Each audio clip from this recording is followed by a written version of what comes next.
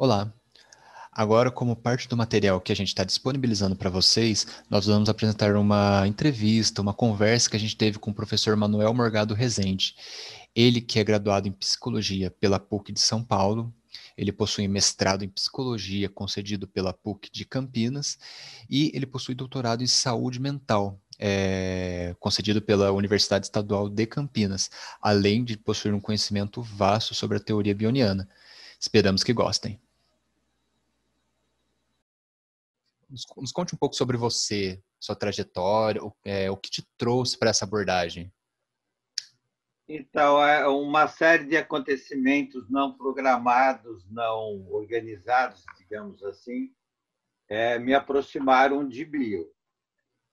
O primeiro dado, eu trabalhei com pacientes graves numa instituição psiquiátrica nos anos 70, final dos anos 70, início dos anos 80, e lá eu fui trabalhar com grupos.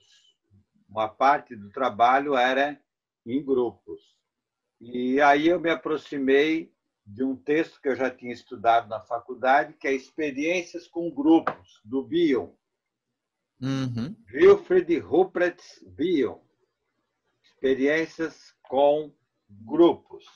Então, essa foi a primeira aproximação. No andar da carruagem, eu fui fazer análise. Eu fui fazer uma análise em grupo, uma grupo análise.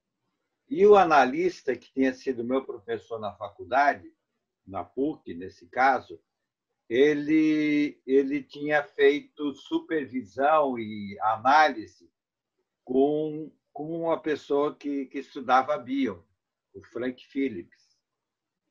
Então, eu tive o prazer de ter um analista bioniano, digamos assim.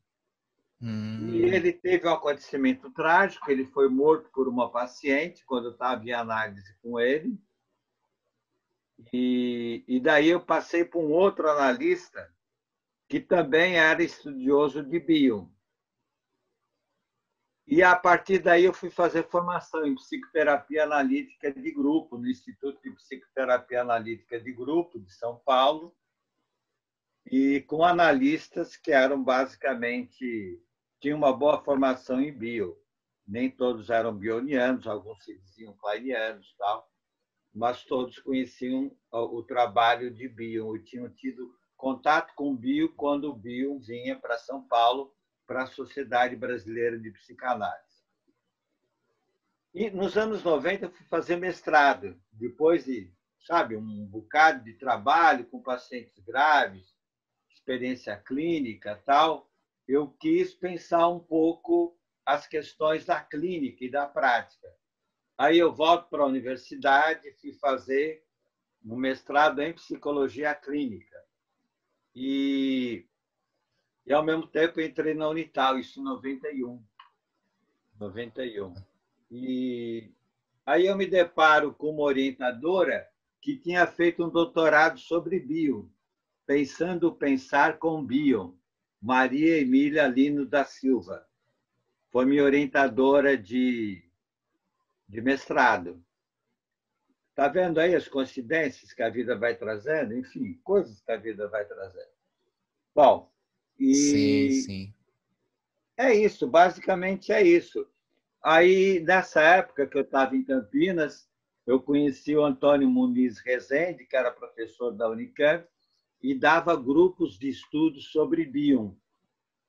Então, além de fazer a formação em psicoterapia analítica de grupo, que era basicamente bioniana, eu fui fazer o grupo de estudos com um dos maiores conhecedores de bio na época, que era o Antônio Muniz Rezende, que tem vários livros, inclusive publicados pela editora Cabral, O Futuro da Psicanálise, O Ser e o Não Ser, uma série deles que estão por aí. A identidade do analista, tal. Então, é isso.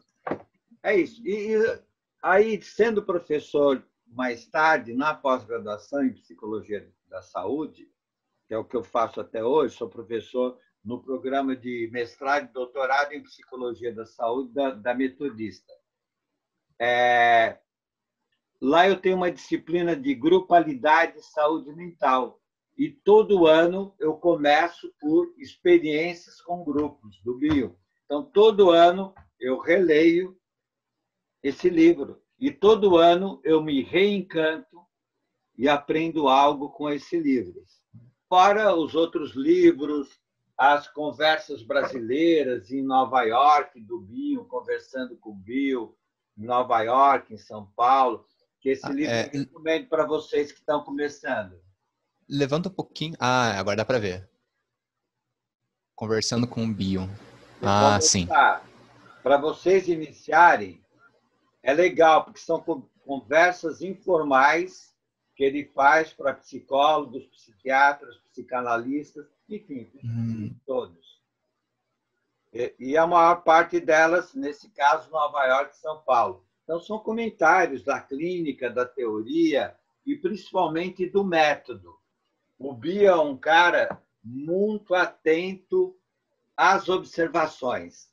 Ele critica esse excesso de saturação teórica. Ele diz que, às vezes, o excesso de teoria fecha a tua mente, fecha a tua sensibilidade e a tua percepção.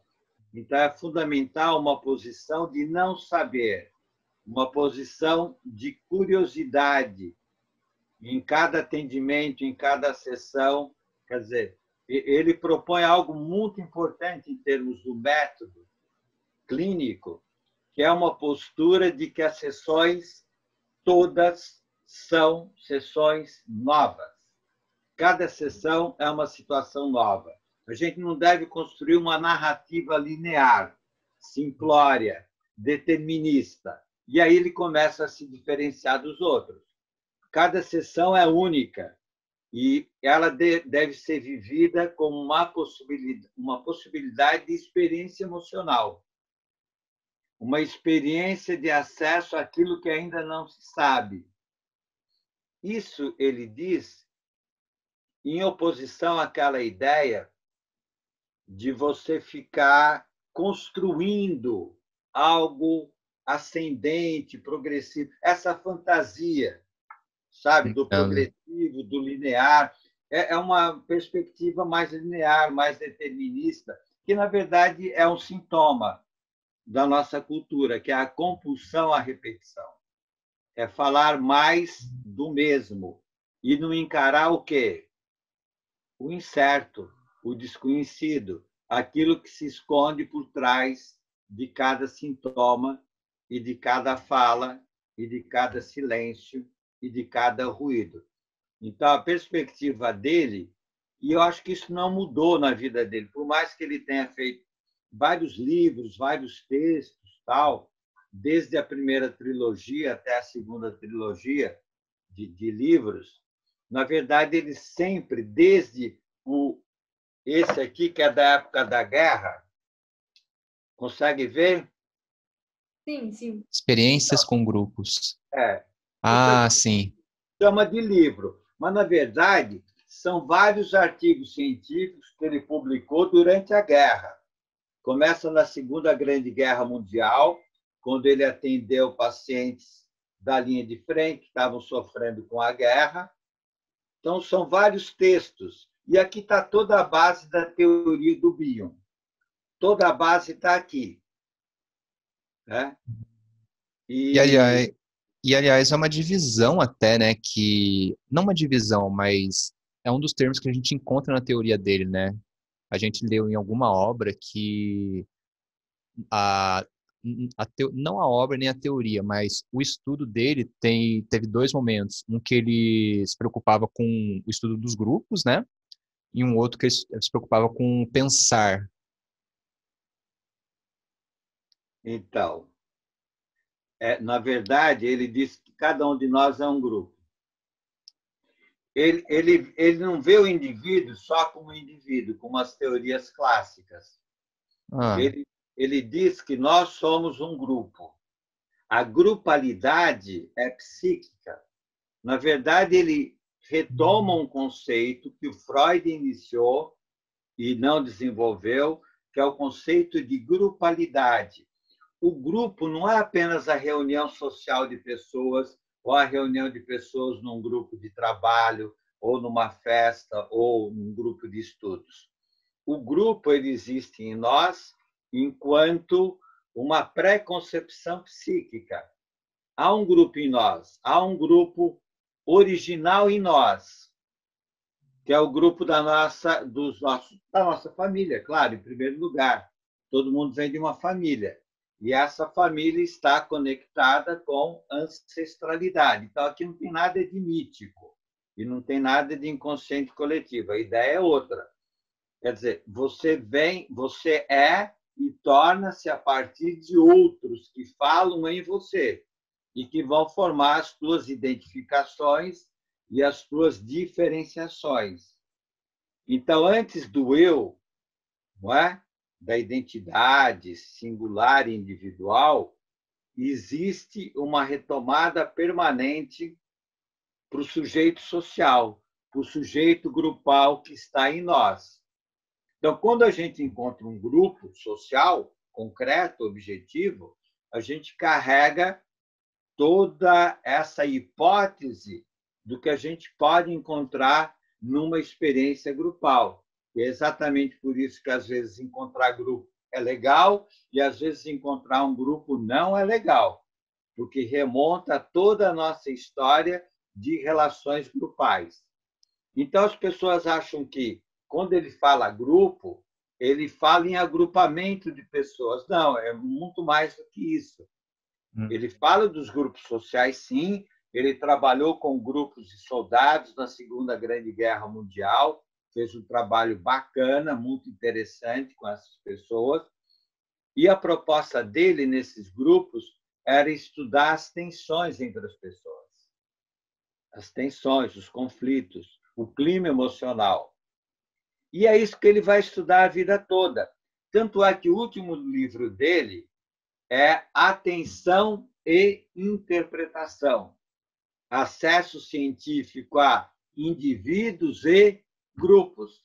Então, o único livro assim mais consistente dele, ele volta para a questão da criatividade humana e do apoio para o desenvolvimento humano, sempre num grupo. Você não vive sem um grupo, você não divulga nada, você não comunica nada sem um grupo. A própria psicanálise é um movimento grupal. Embora alguns analistas não entendam isso ou não falem disso, sem a supervisão, sem a transmissão teórica, não é? Esse movimento e essa diáspora psicanalítica, ela não teria se constituído. Então, outros autores, o Anzier, o Caes, os franceses, vão falar sobre isso também, mas sempre a partir de Bion, não é? Que é o cara que tem na grupalidade uma grande preocupação. Ele diz que grupalidade e individualidade são complementares. São duas perspectivas do mesmo evento. O evento humano é simultaneamente social e individual e singular. Um não existe sem o outro. Ele fala em visão binocular, indivíduo-grupo. Mas antes do grupo, o grupo social, como eu disse, você tem que pensar na grupalidade, que é o grupo interno, o grupo psíquico, as pessoas que falam em nós, as pessoas que, de certo modo, são as nossas referências, os nossos modelos de identificação, ou, como a gente fala na psicanálise, os modelos de ego ideal. Sim. Nossa, tem bastante coisa para aprofundar o conhecimento. Geralmente o pessoal ouve grupos e o pessoal se prende à parte física, né, dos grupos, Parte como física, você falou. concreta. E que é o problema da sociedade atual. A sociedade atual vive no ódio, vive na violência extrema, porque há um individualismo extremo. E não existe indivíduo autofundado. Criou-se uma mitologia que é a fantasia do indivíduo onipotente, do indivíduo autogeraldo, autofundado, que perde os elos de ligação longitudinais e com a ancestralidade, com a ascendência e com a descendência. porque, na verdade, a gente é um pequeno elo nessa longa história cultural, nessa longa história familiar, dessa longa história social. E que não é tão longa assim. A história do homem, o tempo de homem, de escrita, de registro histórico, ainda é um tempo muito recente. E a gente pega essa perspectiva quando a gente se fecha no indivíduo isolado. Não existe indivíduo isolado. Claro que é esperado que, ao longo da vida, cada um de nós constitua a sua singularidade, a sua originalidade. Então, o Bion vê, por exemplo, o Édipo muito mais como um mito que mostra a nossa origem. E como, a partir da origem, apesar da história familiar, você pode ultrapassar essa história e constituir a tua originalidade, à medida em que você para de choramingar sobre o teu passado. Se você não acabar essa choradeira, ou ficar na autopiedade, ou na compaixão, ou na hostilidade, você nunca se liberta para ser um indivíduo original, que se desenvolve a partir daquilo que recebeu.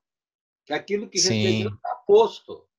É o que puderam te ofertar. E é com isso que a gente tem que contar. Então, para o Bion, o mito edípico ele mostra muito mais como é que você caminha no sentido da tua verdade.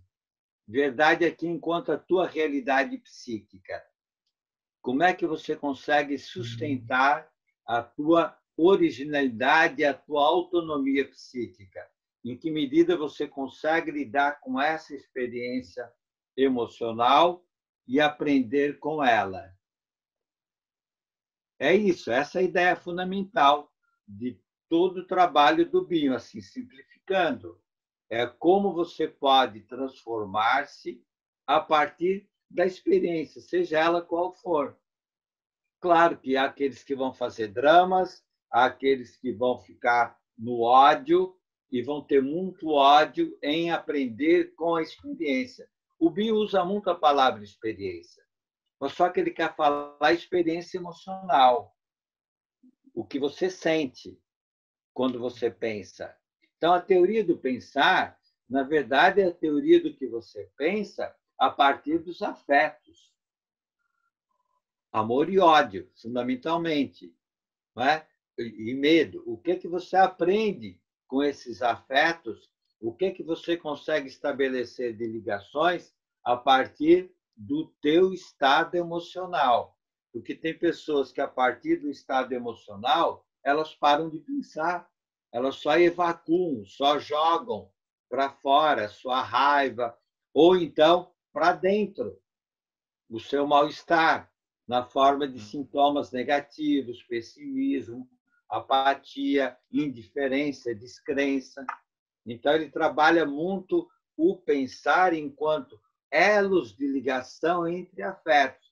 Porque ele vai dizer que a coisa mais grave que tem para o ser humano não é o ódio, é o não ódio.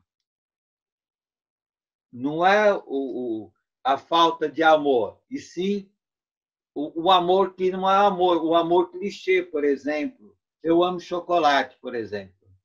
Sabe essas coisas? É o amor vazio ou o ódio vazio. Entendo. O amor vazio ou o ódio vazio, eles te impedem a criatividade e acesso à tua verdade. Fica aquela pessoa que não fede e não cheira para ela própria.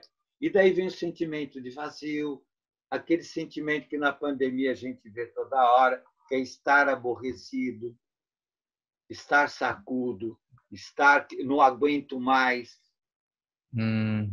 Porque Inclusive, estar consigo mesmo mais tempo, não é? Menos, digamos assim, diversão externa, menos animação externa, menos escape. Menos escape. Maior é a dor. E a dor para ele é revigorante. Ele não tem preocupação com a dor mental ou com a doença, seja ela qual for, porque ela é mais do que óbvia. O que não é óbvio é a gente se desenvolver rumo à saúde e à vida. É como o senhor falou em um dos vídeos que eu assisti no seu canal, né? O ser humano ele tem duas opções: ou ele aprende com a experiência, ou ele entra na repetição, né? Ele começa a reviver aquilo, não reflete. E muitas vezes vivendo, de fato, também transformações do passado. Então, o que ele fala do passado? O passado, pega a tua infância, primeiros anos de vida, primeira mamada, não é? Primeira percepção do corpo de um menino, de uma menina. Para ele, isso tudo é esquecido. Só que age em nós. Tudo isso é memória do passado. Mas é um passado que se apresenta, que, portanto, é atual. Então, o esforço de análise para o Bion é um esforço de você chegar ao mais próximo possível, não é? Das experiências atuais. E as experiências são da sessão. Na sessão. O que você sente na relação com o analista, que não é você e o analista que estão ali. É o que acontece entre vocês, que é o primeiro grupo psíquico. Quando dois se encontram, se forma algo entre esses dois, um padrão de relacionamento emocional. É esse padrão que tem que ser analisado, porque esse padrão ele reflete todas as duplas e todos os grupos que você viveu na tua vida. É um laboratório do aqui e agora. Então, não é esse papo de passado caricatural da psicanálise. É o aqui e agora de cada relação. Porque nesse aqui e agora você reatualiza, é o passado apresentado, lembra disso? Sim. É o passado no presente. Por quê? Porque ali atualiza o teu padrão que dois formam um terceiro. Esse é o verdadeiro Édipo. Duas pessoas juntas têm planos, têm projetos, têm ideias. Se estabelece algo entre elas, ou criativo ou destrutivo, ou rumo à verdade, ou bloqueando verdades. Verdades que eu falo aqui é a experiência emocional. Uhum. Tá certo? Certo. Então, na verdade, uma dupla não é uma dupla. Já é um grupo. É um grupo. Nossa. Porque tem o terceiro elemento, que é o que se estabelece. E uma boa análise é analisar o quê? O que se estabelece. E cada vez que uma pessoa vai para a análise, cada sessão, por mais que ela tenha resistência, enfim, até aquele conceito da resistência, mas ela vai. Ela vai. Isso é fundamental. É isso que o Bill dizia. A pessoa está indo, a pessoa chegou. Então, ela tá mobilizada, ela está investindo nesse trabalho. Esse trabalho que, na verdade, é um trabalho de uma experiência, de aproximar, de analisar o que acontece numa relação interpessoal. Então, se você pegar o primeiro trabalho do Bion, que ele vai analisar as tensões grupais, na psicoterapia individual, ele vai analisar as tensões o quê? Na dupla, analista e analisando. É isso que ele vai trabalhar. O que está acontecendo na sessão. Ele não vai desviar o olhar para fora da sessão. Um olhar mais clínico, né? Esse é o pensamento clínico verdadeiro.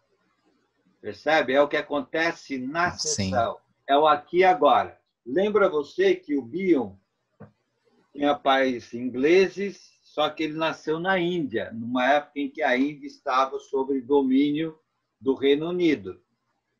E lá ele teve contato com uma babá indiana. Então ele ouviu todo tipo de histórias sobre o budismo. Então ele foi criado numa cultura em que a meditação e o Zen budismo eram fundamentais. A experiência do aqui e agora e a experiência de você ir para situações mais silencioso. E isso se reflete no trabalho do Bion. Ele fala assim, o atendimento, a atenção flutuante para ele, deve ser sem memória, sem desejo e sem compreensão racional. Ou seja, a atenção flutuante para ele, que é ouvir atenciosamente, tudo igualmente tem valor, tal, até você selecionar um fato junto com o analisando e trabalhar aquele fato, o atendimento é nessa perspectiva. Sem memória é sem fatos passados. Sem desejo é sem expectativas futuras. Sem intromissão de expectativas futuras. E sem compreensão intelectual. A compreensão tem que ser intuitiva e afetiva. Então, isso é lindo. Por quê? Porque você abre a tua mente, o teu consciente, você abre o teu consciente o mais que você consegue. Você se desarma para que o outro, de fato, possa ficar à vontade e também desarmar-se.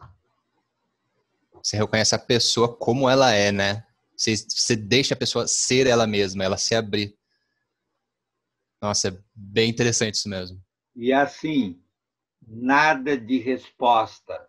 Ele fala que a resposta é a maldição da pergunta. É melhor fazer pergunta, ou analisando, do que dar respostas. Isso é legal, viu, Evelyn? Não dar respostas, não dar conselho, não dar direção. O ser humano vai encontrar. É só não entupir o caminho. Faz bastante sentido isso que você comentou, porque se eu coloco a minha opinião para a pessoa, eu não estou dando o caminho para ela traçar, eu estou dando o meu caminho para ela traçar, né? Que é o que menos importa numa sessão, é o teu ponto de vista. Exato. Importa o ponto de vista do analista, mas a partir do material que o analisando traz. Quem tem que selecionar o material é o analisando. A sessão é dele. Tem um livro lindo, que é O Grande Sertão Veredas, do Guimarães Rosa, que ele é uma psicoterapia aquilo. É uma pessoa que vai narrar a história dela, entendeu? O Riobaldo vai narrar a história dele do começo ao fim, 600 páginas. E o cara fica ouvindo o tempo todo, é um ouvinte respeitoso e não intrusivo. E com isso ele vai elaborar toda a história de vida dele, toda a jornada dele, dos tempos de jagunço até a idade que ele está agora, mais velho e tal, contando lá essas passagens.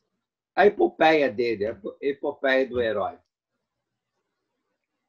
Que todo mundo é herói, de certo modo, né?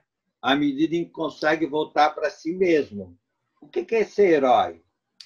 Não é matar, não é uma grande causa. Ser herói é conseguir habitar-se, ocupar-se na sua originalidade e na sua solidão. Ser original traz um grande desamparo. O apoio tem que estar em você. Essa é a questão. Por isso que a pessoa se respalda com números, com maioria, com aquilo que está posto pela experiência passada. O gênio não. O gênio humano, que tem todos nós. O gênio aqui, para o Bion, é sinônimo de criatividade.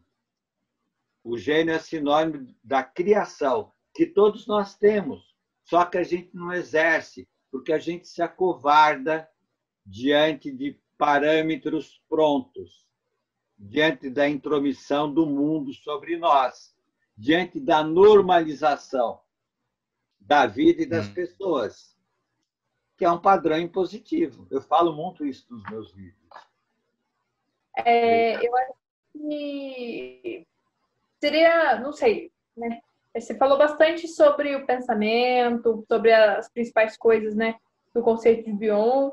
E a gente, enquanto a gente estava estudando, né, a gente se deparou bastante com os conceitos de elemento alfa e beta na psique do indivíduo. Seria interessante se você pudesse falar um pouco para a gente também sobre isso. Então, eu vou falar. O Bion, ele fez uma grade, é a grade, né? Ele fez um modelo científico. Teve uma época que ele estava muito preocupado quais são os elementos da psicanálise. Então, a psicanálise é um conjunto, não é? De fenômenos, de manifestações, de sintomas. Ele chamou esse livro de Elementos de Psicanálise. Esse é o segundo livro depois do Aprender com a Experiência. Primeiro, experiências com grupo, depois, como nós aprendemos da experiência emocional, aprender com a experiência. Em seguida, vem Elementos de Psicanálise. Aí ele faz a grade, formula a grade, que eu vou explicar já. E depois, transformações. Então, essa é a primeira trilogia do Bion. É o Elementos de Psicanálise, Aprender com a Experiência e Transformações. Ele faz o seguinte modelo. Ele diz que o pensamento começa no nível sensorial. Sensorial. Não é? As sensações mesmo dos órgãos dos sentidos, dos 5 órgãos da audição, da visão, do olfato, do tato, do paladar. Muito bem. Então, a nossa primeira experiência é sensorial. Só que, à medida que a nossa experiência vai avançando, ela se torna mais abstrata. A gente abstrai algo da experiência sensorial, da experiência concreta, tátil, olfativa, visual. Isso é o conceito teórico, tá certo? É a representação, vai o sistema de representação, o sistema de símbolos, não é? Você já viu uma árvore, você consegue representar uma árvore. Então, aí não precisa ter um nível sensorial, já o nível da representação, para ficar bem simples, tá certo? Bom, certo. Para ele, o pensamento, num primeiro momento, tem o elemento beta. O que é o elemento beta? É o elemento concreto em si. É aquilo que está no corpo, como material físico, matéria bruta. Se esse elemento sensorial não passar para uma etapa seguinte, se ele não for metabolizado em elementos alfa, ele não está disponível para pensamento. Ou seja, a experiência sensorial ela fica em nós como coisa em si. Então, aquele machucado, aquela dor da pessoa que tem problemas psicossomáticos, dói aqui, dói ali, é um incômodo, e você não consegue pensar aquilo, abstrair aquilo e entender que ali tem um mal-estar que é teu. Ou seja, você parou no elemento bruto, na coisa em si, que é o elemento beta. Entendeu? Você não foi para o alfa. E aí você não tem o material para sonhos, o pensamento mitológico, o pensamento onírico, não tem a fantasia, não tem o devaneio. Você fica algo concreto. Você fica preso no concreto. Entendeu? E agora, sim. Você tem expectativa que vai encontrar uma pessoa que vai falar de bio. E encontrou. Então, você tinha uma pré-concepção de que vai encontrar o Manuel sabe alguma coisa do bio, vai falar alguma coisa. Então, alguma coisa que eu falo aqui realizou a tua expectativa. É a realização. Como o bebê tem expectativa de um seio, encontra o seio, tem a mamada, ou tem expectativa do seio e não encontra o seio. Realização negativa, frustração. Consigo lidar com essa frustração ou vou chutar o pau da barraca? Vou para o ódio. Ou vou esperar uma próxima mamada? Ou vou aguardar que vai chegar essa mamada?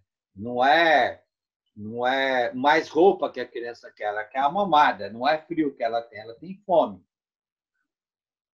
Então, quando uma pré-concepção encontra uma realização, você tem a concepção do que é um seio, do que é uma pessoa que falou alguma coisa sobre bio, tá certo? A partir daí você vai formar um conceito. Agora, não pode parar aí. Num outro momento, você vai querer conversar com uma outra pessoa, fazer uma outra leitura sobre bio. Então, aí você já tem uma pré-concepção e aí você vai encontrar um outro pensamento do bio. Ou vai assistir um vídeo do bio de 1 hora sobre observação, que é uma outra grande sacada do bio. Ele fala de observação como ponto fundamental do método científico, a qualidade da observação. A observação tem que ser fina, não pode ser precipitada, leva tempo, exige cuidado, exige atenção. Tá certo?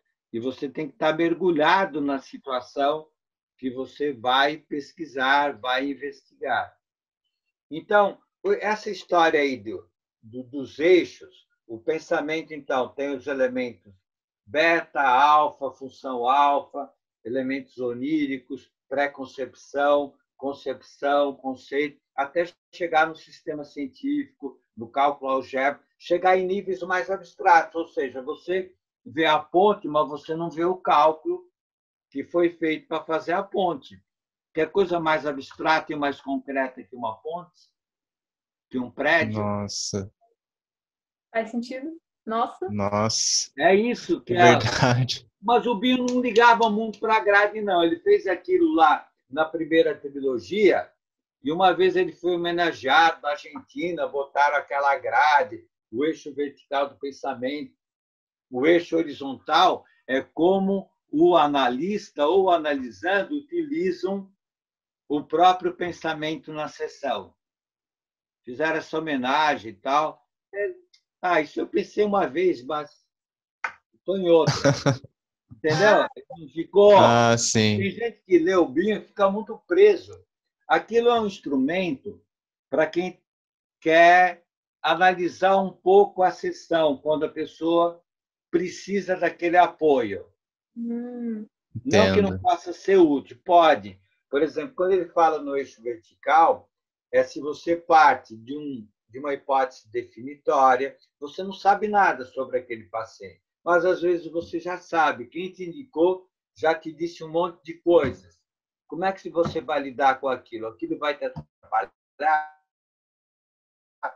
vai te ajudar? Aquilo vai ser um viés na tua observação? Porque você tem que observar, que ele chama de notação. E aí você tem que perguntar, fazer a tua investigação, até chegar nas tuas hipóteses. E aí você propõe as suas hipóteses para o paciente, que é a interpretação. Hum, E você está no sentido certo se de fato a pessoa se transforma com aquilo, se há alguma mudança verdadeira no comportamento. Se continuar do mesmo jeito, o trabalho analítico foi negativo. Deu errado. Olha que bárbaro.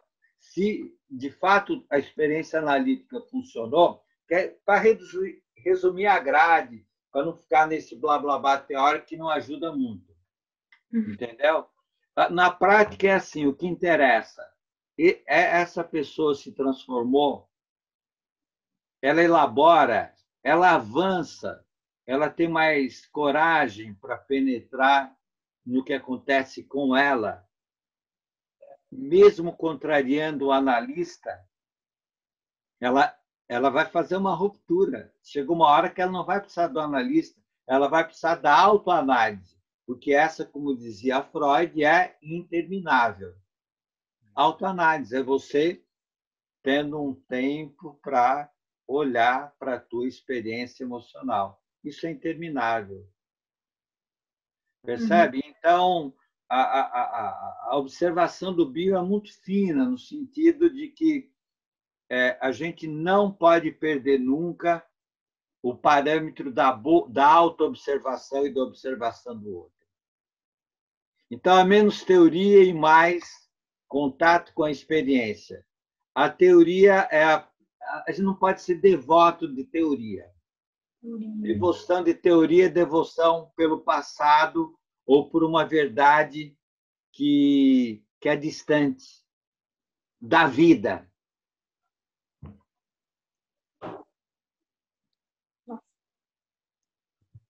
Isso É um é, isso Nossa, pouco é isso.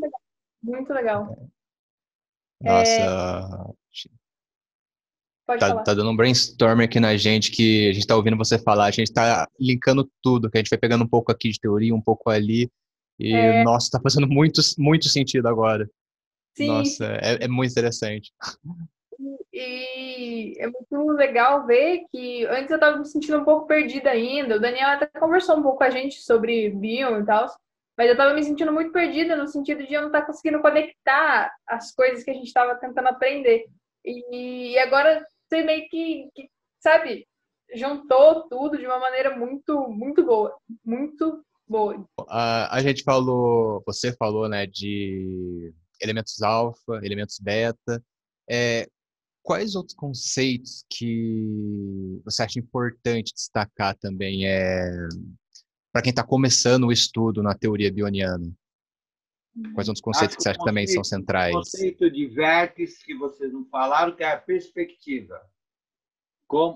O ponto de vista, o ponto de vista, o ponto do olfato, o ponto do tato. A gente fala Sim, muito sim. ponto de vista, né? Mas tem um cheiro na sessão. As pessoas têm cheiro. Aqui no virtual a gente não sente o cheiro. Então é legal isso, sabe? Recuperar essa questão da perspectiva de qual a perspectiva de quem fala. Quer dizer, vamos observar isso e vamos acolher isso. Não vamos nos opor a isso. A perspectiva é dele. Então a Uhum. ideia de vértice é uma ideia que o Bion valoriza muito. A ideia da grade é mais para você tentar entender o que acontece na sessão, tá certo? Agora, Certo. o Bion, ele meio que abandona um pouco da teoria do Freud. Ele usa muito o princípio do prazer e o princípio da realidade. Do Freud, ele usa muito isso, esse conceito lá de 1911, do Freud, dois princípios do funcionamento mental, o princípio do prazer e o princípio da realidade. De Melanie Klein, ele usa muito a ideia da identificação projetiva, que é uma forma de você sentir, uma forma de você comunicar e uma forma de você se defender também, no sentido de que tudo que não é bom você joga do lado de fora e controla o outro, só que depois você fica com medo de que aquilo te controle.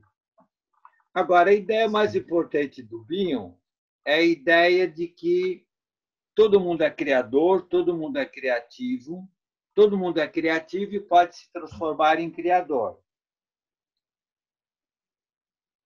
Só que é preciso sustentar, ter um ambiente que sustente algo novo. E a sociedade tem muita dificuldade de lidar com os criativos criadores, com a novidade. A Hum, sociedade tem muita dificuldade de lidar com as novidades. Então, ela tem uma tendência de conservação. Ao mesmo tempo que a sociedade e as relações interpessoais pedem alguém criativo, esse alguém criativo incomoda, muitas vezes,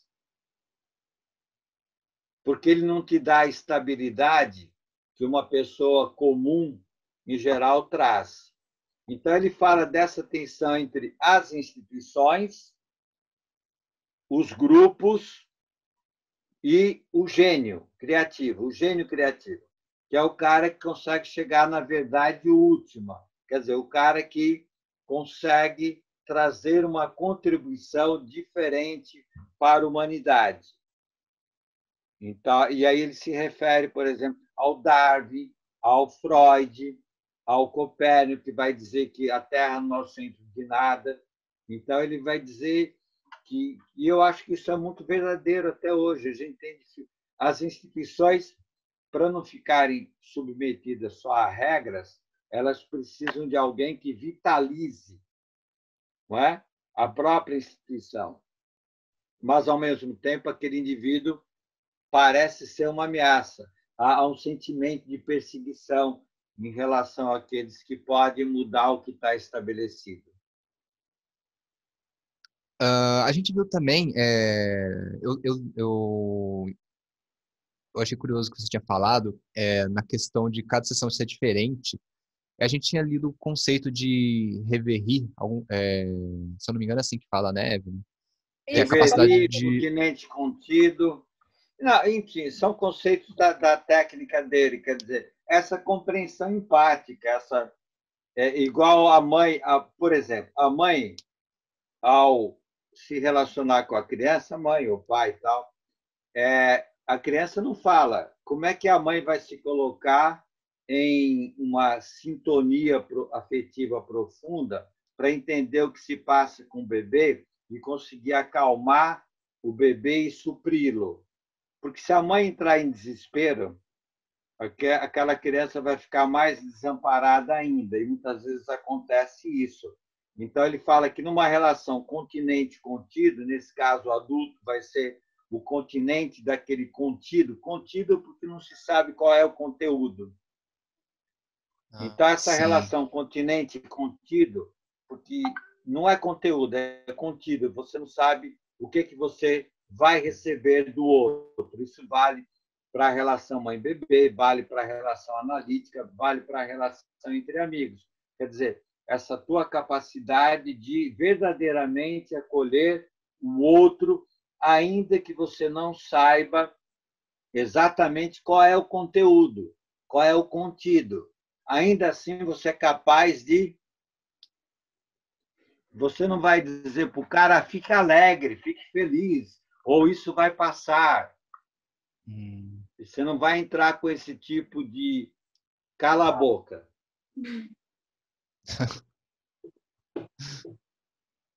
Você consegue segurar a dor do outro e, com isso, ameniza a dor do outro. Você dá aquele abraço, sabe? Quando alguém morreu, ou numa hora triste, ou numa hora de uma decepção amorosa, você dá um abraço. O parente está indo embora, está morrendo, seja Covid ou outra coisa, você fica junto com aquele contido. Você não sabe qual é o conteúdo, mas você fica junto. Isso é um benefício, é uma reverie, é entrar em sintonia com o outro, e às vezes não pela palavra. Agora, nos grupos, o Bion ele levantou a ideia que qualquer grupo humano, entendendo que cada um de nós é um grupo, tá? Tem 3 relações básicas. Uma suposição de dependência. O que é isso? Você supõe que o outro vai resolver o que você precisa. Que é a relação mais comum. É a primeira relação, e muita gente não consegue sair dela ao longo da vida. Então, vai se casar, vai estudar, vai trabalhar, e o trabalho, o casamento, a vida social, a vida. O outro vai prover tudo. O governante vai promover segurança pública, educação, né? Aquele papo aí das campanhas. Então, essa suposição de dependência. A outra suposição é que o outro é o inimigo e você precisa atacá-lo, que é luta e fuga. Você precisa ter um inimigo dentro do teu grupo ou fora dele. São os países, as pessoas que vivem em guerra. Sempre vai ter um inimigo. São as pessoas paranoides. Se sentem perseguidos por algo ou por alguém. O tímido se sente perseguido por ele próprio, porque o tempo todo ele acha que ele não vai dar conta das próprias expectativas. Só que ele projeta que são os outros que vão criticá-lo. E aí ele fica envergonhado. Mas o ideal é dele, esse último vídeo que eu fiz, explicando mais ou menos. Você precisa ter um alvo para você jogar esses conteúdos que estão te afligindo para isso, né? Porque se você não tiver um alvo, esse conteúdo não vai ter para onde ir, né? Exatamente. É luta e fuga isso. E o Sim, outro sim. modelo mental, que vale para todos nós em algum momento, é o acasalamento. Você encontra uma ideia salvadora ou uma pessoa salvadora e vai se resolver com ela. É o casamento mágico, pode ser religioso, pode ser mágico, pode ser intelectual, pode ser um projeto utópico. Sabe aquele projeto utópico que vai salvar a tua vida e vai salvar a humanidade? Está cheio deles por aí. Sim. como o mundo deveria ser. A filosofia, às vezes, a má filosofia trabalha nessa perspectiva, como o mundo deveria ser. Alguns filósofos, né, fazendo utopias, é o mundo ideal, o mundo platônico. É o mundo do ideal. Por quê? Porque real é uma ameaça, é incompleto. Mas é o que temos, né? Então, se você pegar o Nietzsche, fazendo um parênteses, o Nietzsche vai dizer é a ruína do ser humano, é perder tempo com utopias. As coisas são o que são. As pessoas são o que são. Vamos aproveitar o que a gente pode aproveitar. O próprio Maquiavel, no Príncipe, vai dizer isso. O que deveria ser o mundo não é o que o mundo é. Então, observação. Vamos observar. A ideia de acasalamento é sempre uma ideia de você casar com algo perfeito. E aí você vai casar mesmo concretamente com alguém e vai ter filhos perfeitos. E aí, na infância ou na adolescência, você se revolta com os filhos porque os filhos não correspondem à tua expectativa. Aquele mundo ideal, sociedade ideal que você ia fazer a partir do teu casamento e dos teus filhos, não se concretiza. Aí você vai ser um cara extremamente ressentido com a vida e com o mundo. Isso é o acasalamento. Está cheio desses acasalamentos, assim, digamos, acríticos ou ingênuos. O mundo da pureza. O mundo que não é o mundo humano. Quer dizer, às vezes dá vontade de perguntar para algumas pessoas em que mundo que você vive. Qual é o teu planeta? Olha, acho que nem elas sabem dizer, viu? Qual é o teu planeta? E por isso que tem o delírio, não é, meu amigo? Por isso que às vezes a gente precisa delirar. E o sonho nada mais é do que delírio e alucinação. Toda noite a gente está delirando e alucinando. Aí a gente se estranha com um psicótico. Olha que paradoxo. A gente estranha com um psicótico. A gente é psicótico toda noite. Só que aí a gente acorda, ainda bem que era um sonho. Por isso que eu estava naquela bagunça, naquela loucura toda, ou naquela guerra total, matando meio mundo. Ou morri várias vezes e ressuscitei várias vezes. O sonho é isso, né? É uma experiência maravilhosa, é uma experiência que te refaz o dia seguinte. Só que aí a gente quer entender o delirante e alucinado do dia a dia de uma forma, sabe, totalmente química, totalmente biológica. Não dá, né? A gente joga fora a subjetividade. A gente desconsidera a subjetividade. E o Bion, a vida toda, bateu para esse ponto. Ele era médico de formação e historiador. Primeiro foi historiador, foi professor de história, mesmo ensino médio, high school. Depois fez medicina, psiquiatria, e depois, dos 50, foi para a psicanálise. Veja que não é fácil ser analista. Olha o percurso desse homem. E aí, o que é que ele diz? A humanidade ainda não evoluiu o suficiente para considerar as causas psicológicas do sofrimento humano. Por isso que fica essa medicalização do sofrimento humano, ou essa sociologia que tenta explicar todo o sofrimento humano. Não é.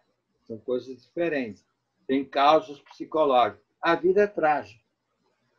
Ter consciência da morte, da finitude, da doença, é algo trágico. E eu que estou chegando nos 70 anos, eu fico impressionado de como as pessoas ficam surpresas com doença, com morte. Ué, que novidade tem nisso? Eu acho que a surpresa é a saúde, não é? O que me surpreende é pessoas com saúde, pessoas criativas, pessoas com bem-estar. Isso me surpreende. A doença, seja ela qual for, ela está posta, ela faz parte da saúde. O grande barato, assim, o que me chama a atenção é a saúde. Porque é impressionante como a gente pode ter saúde, apesar de tudo. Então, o Bion pensava um pouco, ele inverte a perspectiva. Isso é a reversão de perspectiva. para mim, é o mais interessante dele. E é isso que eu uso no consultório. É isso, meus jovens. É isso. Viam para vocês. Mostrou muita coisa de Bion, muito legal. A gente agora tem muito conteúdo. Eu com certeza tenha mais coisas para falar. Se você quiser acrescentar mais alguma coisa, quiser falar alguma coisa que você acha que seja muito importante, né, para as pessoas aí que vão estudar Bion, se quiser, fica à vontade aí para finalizar. Então, o que eu posso dizer assim é que vale muito a pena ler esses autores, ler esses grandes pesquisadores, não é? do humano, tal. Vale muito a pena ler, mas não tenham muita pressa, vão lendo aos poucos, à medida que vocês possam aproveitar. O próprio Bion dizia assim, sobre a leitura dos textos dele: o importante é o que ficou, não se preocupe em entender tudo. Ele tem um livro que é muito legal, que é Pensamentos, como é? Pensamentos Psicanalíticos Revisados, e que é uma fase que ele estava sobre análise com Melanie Klein e tal. E lá ele tem um texto que eu acho que eu recomendo para vocês, que é sobre arrogância. Legal. Arrogância. É muito legal esse texto, que eu acho que ele serve para a gente identificar vários problemas que a gente vive hoje, que inclui essa questão do respeito, inclui uma curiosidade mórbida sobre a vida do outro, supondo que a vida do outro é melhor ou que o outro vai ter o caminho, a verdade, a luz para a tua própria vida. E eu acho que é um desastre o que a gente está vivendo hoje, é um desastre psíquico, que você junta ignorância própria e em relação ao outro, a suposição que você sabe aquilo que você ignora. Porque isso é arrogância. É você achar que sabe o que você não sabe sobre você e sobre o outro. Então, acho que menos é mais. Acho que essa é a grande dica. Assim. O Bion era um cara muito modesto, muito tranquilo. Ele dizia o seguinte: as pessoas vaidosas, elas vão naufragar sobre as suas condecorações e não vão deixar rastro algum. As pessoas muito presas a honrarias vão naufragar sobre o peso das honrarias e não vão deixar traço algum. Isso um cara que foi condecorado pela rainha por heroísmo de guerra. Ele falou: isso eu lamento isso. A guerra não é uma boa coisa. O meu amigo disse que a guerra foi a melhor experiência da vida dele. Para mim foi péssimo.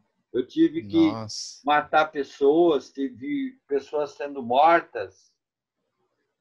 Eu não recomendo a guerra para ninguém. Olha a cabeça do cara. Ele lutou na Primeira Grande Guerra e na Segunda. Ele passou pelas duas. A primeira ele dirigiu o tanque, tinha 17 e 18 anos.